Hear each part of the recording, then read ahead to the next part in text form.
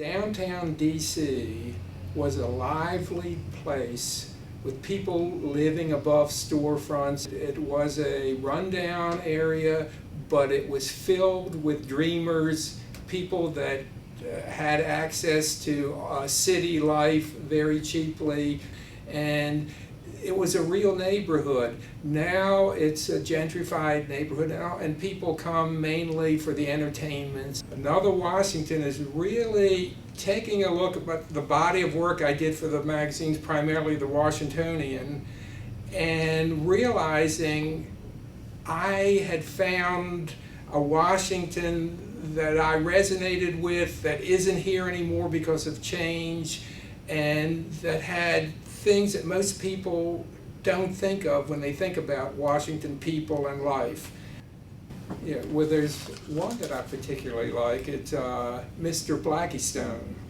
He was 108 years old when I interviewed him, and I was talking to him about best friends, and he wouldn't say anything, and his nurse kept saying, "Mr. Blackiestone, he wants to know about your friends. He wants to know about your friends. Tell him." And he didn't say anything. And all of a sudden, when she tweaked him one more time, he told me the story about his best friend, Tom Neal, who was a black boy that worked on his father's farm, and they used to go fishing.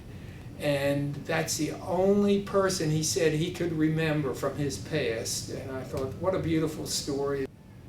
The older people seem to have richer stories and relationships, and one that I liked was the Georgetown druggist, Doc Delinsky, who had this drugstore. He was like the unofficial mayor of Georgetown, and his best friend was Art Buckwall, and they had a wonderful relationship. And from what I was able to see, partly Art grew up as an orphan, and I think Doc Delinsky became a surrogate father for him.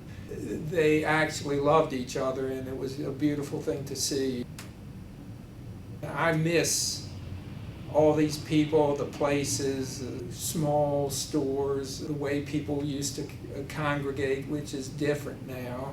We've lost something in the process. We've lost some intimacy and an easier going way of interacting with each other.